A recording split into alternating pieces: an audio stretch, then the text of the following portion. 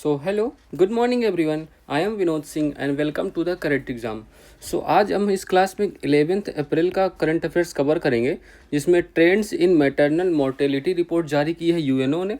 India skills accelerator हुआ है WEF की मदद से। 2025 में देश का पहला यूनिकॉर्न कौन बना है, इसके बारे में। राष्ट्रपति मुर्मू ने अभी पुर्तगाल के बाद स्लोवाकिया की यात्रा स्टार्ट की है। वैश्विक प्रौद्योगिकी सम्मेलन हुआ है और स्कॉच पुरस्कार दिया गया है यूपी पुलिस के पोर्टल को। तो इन सब के बारे में हम डिस्कस करने वाले हैं इस क्लास में, ठीक है। तो चलिए शुरू करते हैं। देखो, एक अलार्मिंग है जो यूएनओ ने जारी किया है कि एवरी 2 मिनट्स में a women dies of pregnancy related a cause, मतलब प्रेगनेंसी के कारण हर 2 मिनट में एक महिला की मृत्यु होती है। मतलब ये अभी भी आप इतनी टेक्नोलॉजी होने के बाद भी आप ये सब अगर फेस कर रहे हो तब तो अलार्मिंग है भाई। तो चलिए शुरू करते हैं। सो क्वेश्चन नंबर 1, संयुक्त राष्ट्र मर्त्यता प्राक्कलन report trends in maternal mortality 2020-2023 में भारत को कौन सा स्थान मिला, ये बताओ। चलो, तो इसको जारी करने वाला कौन हो गया, पहले रिपोर्ट का नाम लिखो कौन सी है। तो trends in mortality, maternal mortality, ठीक है। इसका मतलब तो आप समझ गए होगे ना, MMR है ना, वो मैंने कराया था, इंडिया के केस में भी कराया था हमने। तो इंडिया ने अपना टारगेट अचीव कर लिया है, ठीक है। तो ये रिपोर्ट जारी की है, किसने जारी की है ये भी आप देखो। तो रिपोर्ट को पेश करने वाला कौन बना है, तो ये जो रिपोर्ट है इसको पेश किसने किया है, तो इसको पेश किया है यूएन ने, ठीक है। तो पेश करने वाला कौन होगा, यूएन ने इसको पेश किया है। और आंकड़े कब से कब तक के हैं इसमें, तो इसमें जो आंकड़े हम यूज करने वाले हैं उसमें हैं 2000 से 2023 तक के आंकड़े इसमें शामिल हैं, ठीक है। तो ये आपको ध्यान रखना है। अच्छा, मातृ मृत्यु दर होता क्या है, MMR होता क्या है, तो मातृ मृत्यु दर इसको क्या कहते हैं, इसको मतलब MMR 60 में कहते हैं, आप ये पता ही होगा। ये कैसे इसको डिफाइन किया जा सकता है, मतलब 1 लाख जीवित बच्चों पर, तो 1 लाख, ये डिफिनीशन लिख लेना इसकी, ये पूछा जाता है एग्जाम में। तो 1 लाख जीवित बच्चों पर, ठीक है। तो 1 लाख जीवित बच्चों पर जितनी महिलाओं की, माताओं की मृत्यु होती है, ठीक है। तो जीवित बच्चों पर माताओं की मृत्यु, तो मतलब जीवित बच्चों पर जितनी माताओं की मृत्यु होती है उसको MMR कहते हैं, ठीक है। तो ये डाटा आपको याद रखना है, ये डिफिनीशन याद रखनी है, ठीक है। अब इसमें टॉप पे कौन है, टॉप नंबर 1 पे कौन है, सबसे ज़्यादा जहाँ पर ये घटना देखी गई है, मृत्यु जहाँ हो रही है माताओं की, तो नाइजीरिया है, ठीक है। तो नाइजीरिया हो गया टॉप पे। इस यहाँ पर देखो, वर्ल्ड का जो 28.7% है, तो 28.7% वर्ल्ड का टोटल तो यही हो रहा है, मतलब मोर देन 1/4 है, ऑलमोस्ट 1/3 जो डेथ हो रही है वो सिर्फ नाइजीरिया में हो रही हैं। तो समस्या नाइजीरिया में है। दूसरे नंबर पे कौन है, अपना भारत।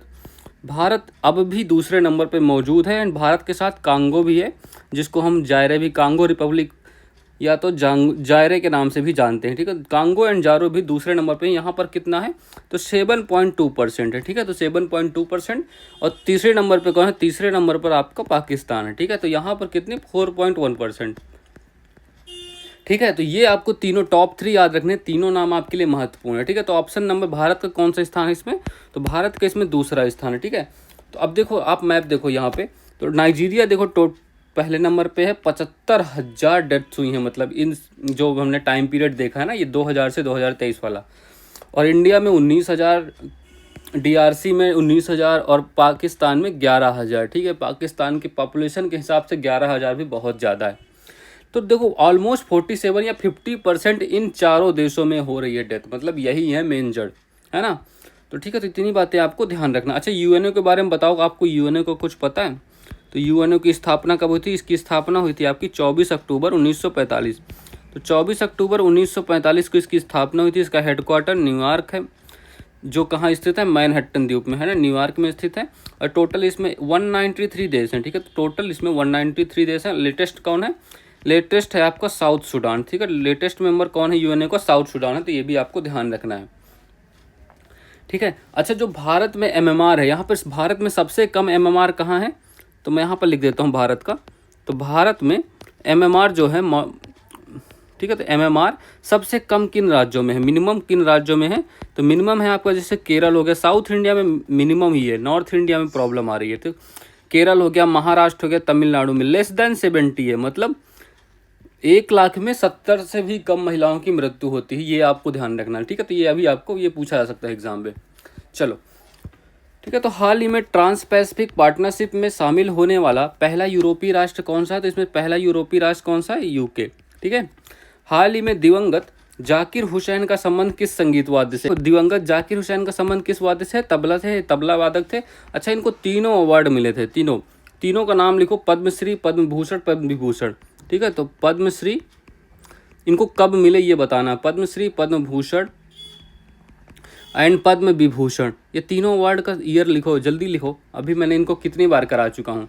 तो देखो, पद्म विभूषण तो मिला इनको 2023 में, ठीक है। भूषण कब मिला? भूषण मिला इनको 2002 में, और पद्मश्री कब मिला? 1988 में। ये तीनों डेट आपके लिए बहुत ही ज़्यादा इंपॉर्टेंट है, ठीक है, इनको याद ही रखना है आपको। हाल ही में व्यास सम्मान 2024 के लिए किसे चुना गया था? तो सूर्य बालाजी को। तो सूर्य बालाजी को व्यास सम्मान 2024 के लिए चुना गया, इनकी कौन सी रचना के लिए? कौन देश का वासी, है ना। तो कौन देश का वासी। अब ये देश ऐसे ही इनकी बुक में लिखा है, ठीक है। आप ये मत समझना सर कैसे कैसे लिख रहे हो, है ना, ठीक है, ऐसा ही लिखना है आपको। क्वेश्चन नंबर 2, हाल ही में कौशल विकास एवं उद्यमिता मंत्रालय ने किसके सहयोग से इंडिया स्किल्स एक्सीलेटर लॉन्च किया है? ठीक है, तो अब ये बताओ, इंडिया स्किल्स एक्सीलेटर, तो ये किसके सहयोग से लॉन्च किया गया है बताओ भाई। और इसमें होने क्या वाला है और कहाँ होने वाला है, कहाँ लॉन्च हुआ है, तो सब जानकारी आपको बतानी है, ठीक है। तो ये बताओ, चलो इसका ऑब्जेक्टिव क्या है, पहले ऑब्जेक्टिव इसका महत्वपूर्ण है। तो इंडिया स्किल्स एक्सीलेटर, इसका पहले लॉन्च करने वाला कौन है? देखो, भारत की तरफ से कौन सा मंत्रालय था? कौशल विकास। तो भारत की तरफ से कौशल विकास मंत्रालय हो गया, ठीक है। तो भारत की तरफ से कौशल विकास मंत्रालय हो गया। इसमें सहयोग किसने किया है? तो WEF, वर्ल्ड इकोनॉमिक फोरम, ठीक है। तो वर्ल्ड इकोनॉमिक फोरम, इसने इसमें सहयोग किया है। अच्छा, उद्देश्य क्या है इसका? ऑब्जेक्टिव क्या है? ऑब्जेक्टिव इसका बताओ, ऑब्जेक्टिव। तो भविष्य की कौशल आवश्यकता को ध्यान में रख के, ठीक है। तो भविष्य की जो भी कौशल आवश्यकता होने वाली है, तो भविष्य की कौशल आवश्यकता मतलब भविष्य में जो जिन स्किल्स की ज़रूरत होगी हमें, उनके बारे में इसमें बात करनी है। तो भविष्य की कौशल आवश्यकता को ध्यान में रखकर वर्तमान में कौशल विकास करना को ध्यान में रखकर, ये पूरा लिख लो, तो ध्यान में रख कर वर्तमान में कौशल विकास करना, ठीक है। तो वर्तमान में कौशल विकास करना, ठीक है। तो ये इसका ऑब्जेक्टिव है, ठीक है। तो ये आपको ध्यान रखना है, अगर कोई क्वेश्चन आता है ऐसे रिलेटेड तो आपको देखना है, ठीक है, ये वाला। अच्छा, ये इसमें क्या है, सार्वजनिक और निजी दोनों क्षेत्रों ने सहयोग किया है, सहयोग करने वाले हैं, ठीक है। सार्वजनिक, तो इसमें सहयोग करने वाला कौन है? तो सार्वजनिक प्लस निजी, सार्वजनिक मतलब सार्वजनिक प्लस निजी दोनों क्षेत्र इसमें सहयोग करने वाले हैं, ये भी आपको ध्यान रखना है। और इसके हेड कौन होने वाले हैं, मतलब इसको हेड कौन करेंगे? हेड करने वाले कौन है? 2 लोग हैं, एक तो होगा संजीव बजाज, तो ठीक है, एक होगा संजीव बजाज, और दूसरे कौन है? दूसरी महिला हैं शोभना कामिनेनी, शोभना कामिनेनी, ठीक है। दोनों हेडों का नाम आपको ध्यान रखना है, एक महिला एक पुरुष, ठीक है।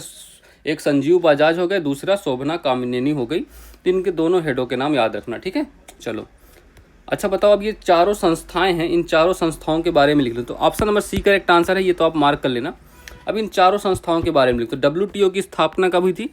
WTO की स्थापना हुई थी 1 जनवरी 1995, ठीक है। तो 1 जनवरी 1995 में इसकी स्थापना हुई। हेड कौन है? जिनेवा में इसका हेड क्वार्टर है, जिनेवा में इसका हेड क्वार्टर। इसके हेड कौन है? नागोजी ओंकाजा, पहली महिला हेड, ठीक है।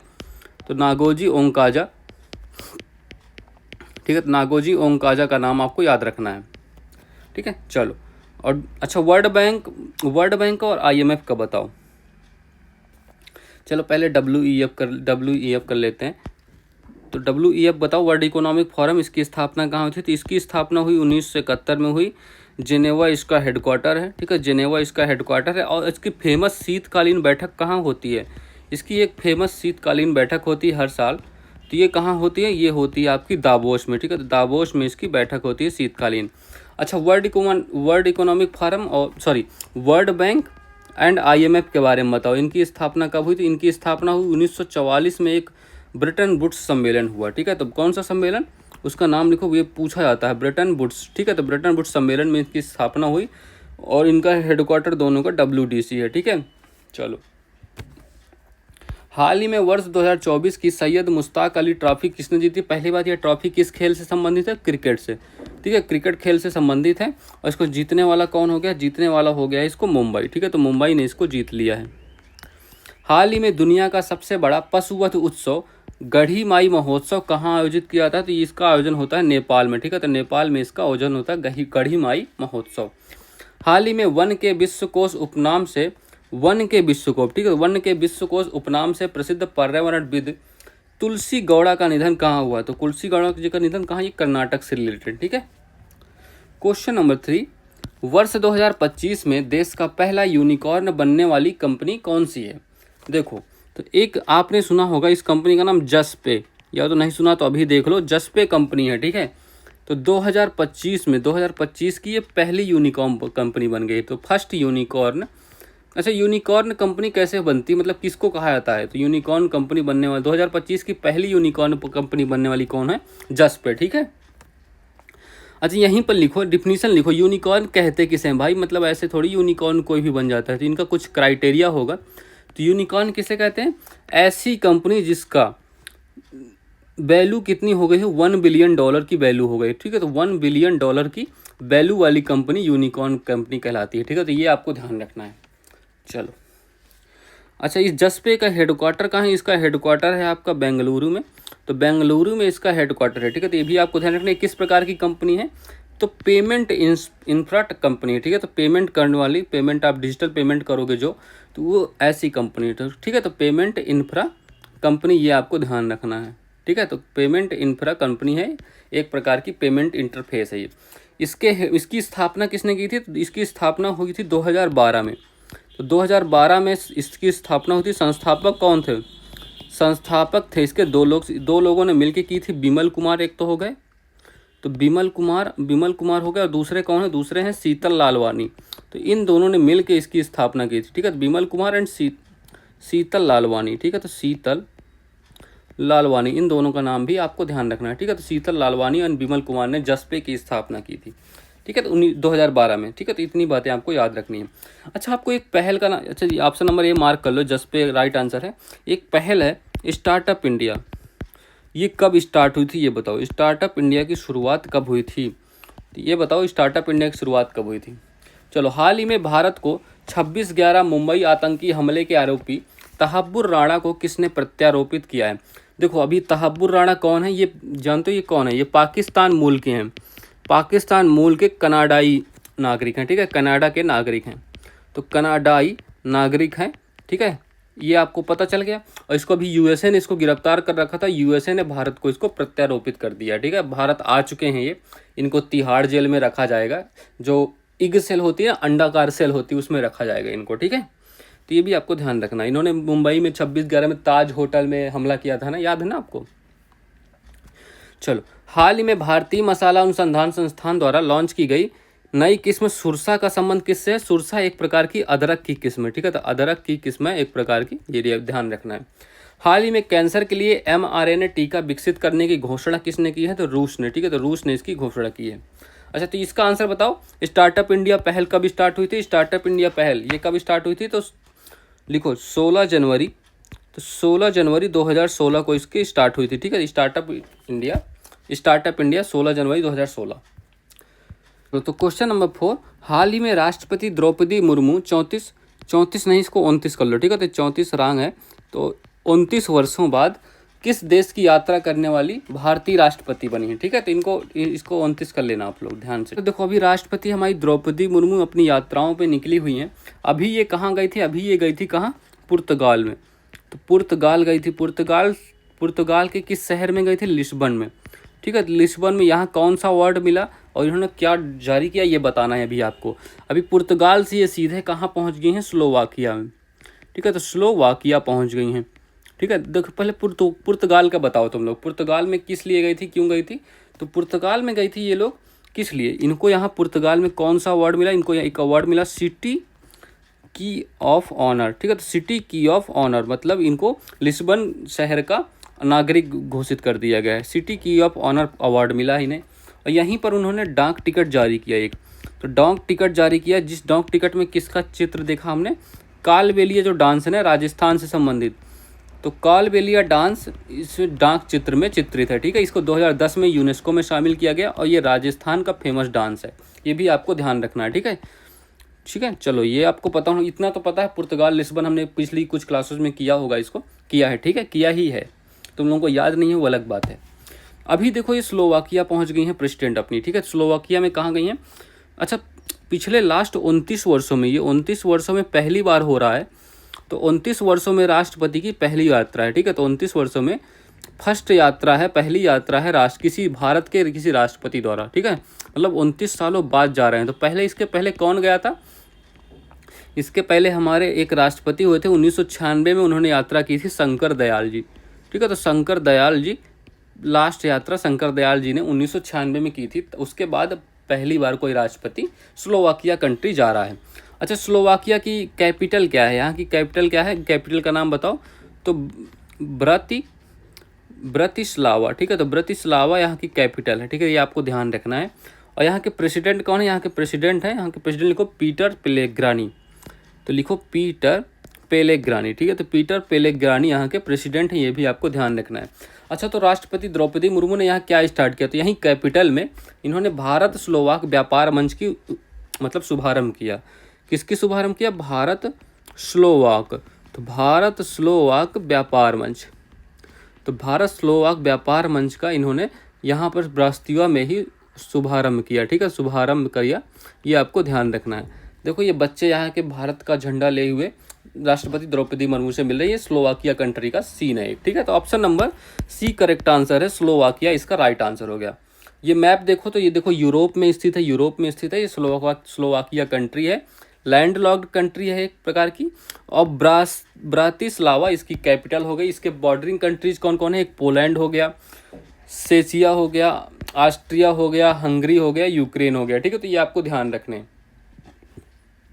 हाल ही में लंदन के सीन्स इन द स्क्वायर में स्थापित होने वाली पहली भारतीय फिल्म कौन सी है? दिल वाले दुल्हनिया ले जाएंगे, DDLG, है ना, सुना है ना आपने ये मूवी?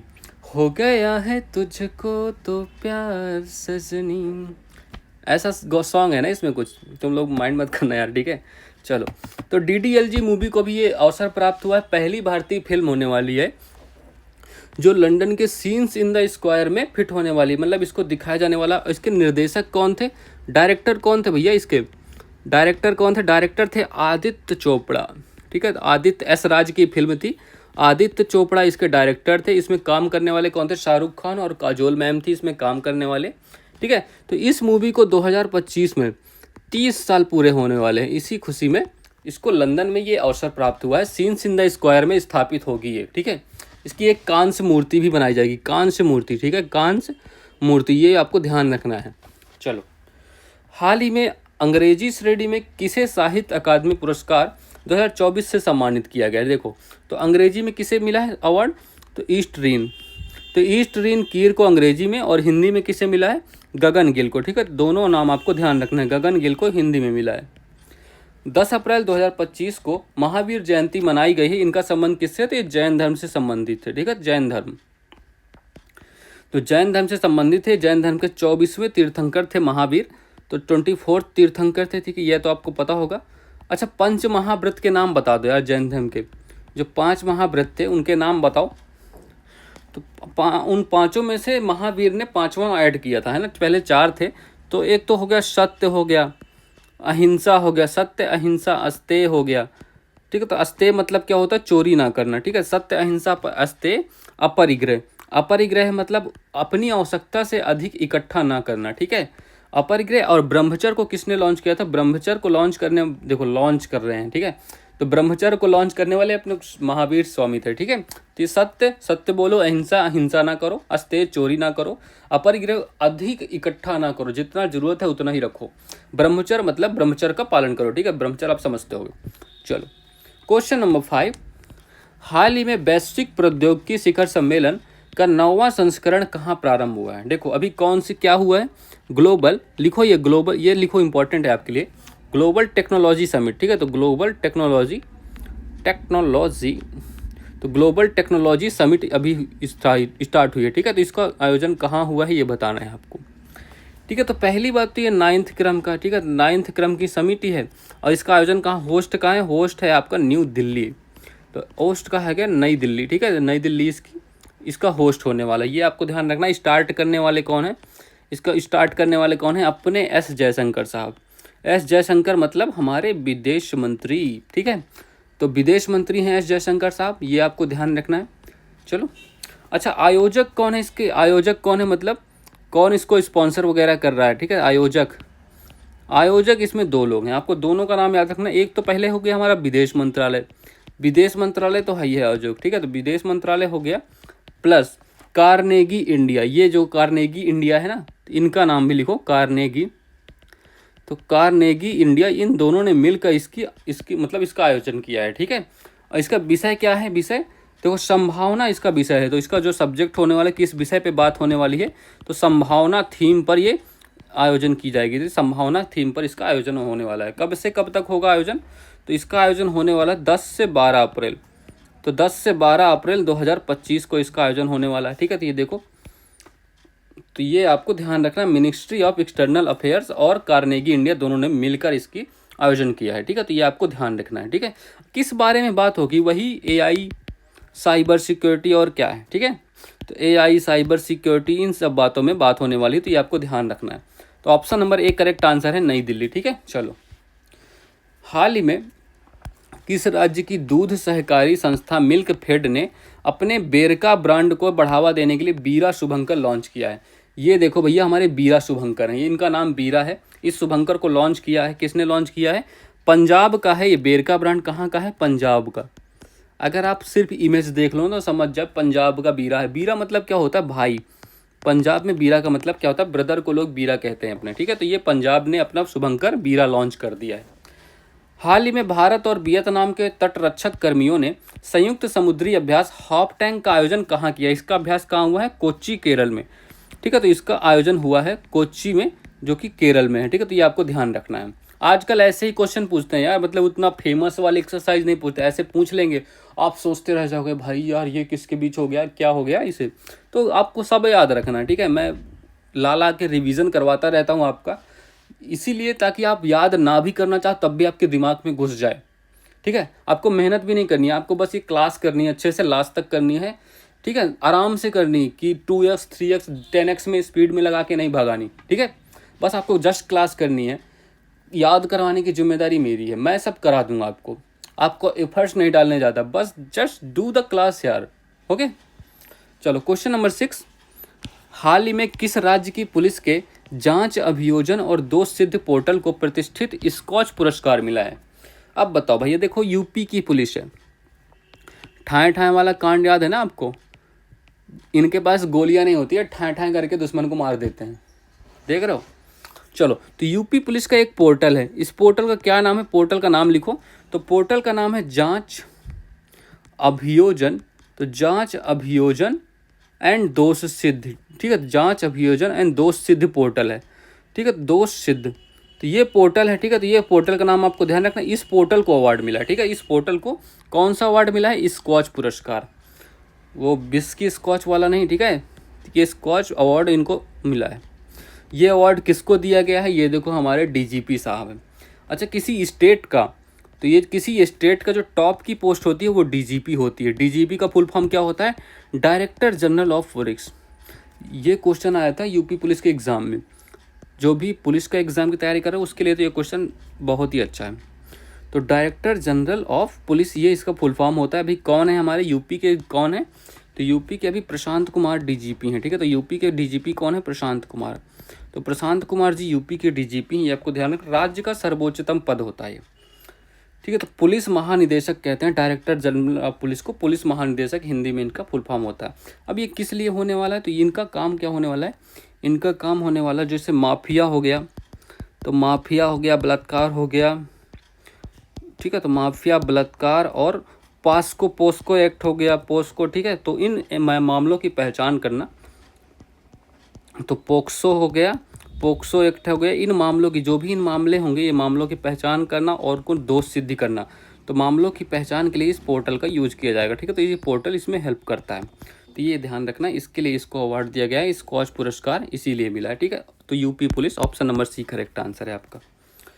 चलो, हाल ही में चर्चा में रहे स्पेडेक्स मिशन स्पेडेक्स मिशन और POEM-4 मिशन का संबंध किससे है? तो इसको किससे लॉन्च किया गया? तो PSLV C60 से, ठीक है। तो PSLV C60 से लॉन्च किया गया था। हाल ही में राष्ट्रपति ने गृह सचिव IAS अजय कुमार भल्ला को किस राज्य का राज्यपाल नियुक्त किया था? तो मणिपुर का, ठीक है। तो मणिपुर या मणिपुर आप लिख लो। तो मणिपुर का क्या लिख रहा हूँ, तो मणिपुर का इन्हें राज्यपाल नियुक्त किया गया। हाल ही में भारतीय महिला क्रिकेट टीम ने किसे हराकर अंडर 19 T20 महिला एशिया कप जीता? तो बांग्लादेश को हराया, ठीक है। तो इन्होंने बांग्लादेश को धूल चटाई है। चलो, so that's all for this class. Please यार, तुम लोग लाइक नहीं करते हो, शेयर तो कर ही दिया करो, ठीक है। शेयर कर दो और सब्सक्राइब कर दो, ठीक है। जिसने सब्सक्राइब नहीं किया वो कर लो, ठीक है। आपके लिए क्लास महत्वपूर्ण होने वाली है। So all the best for your exams, have a good day and thank you everyone.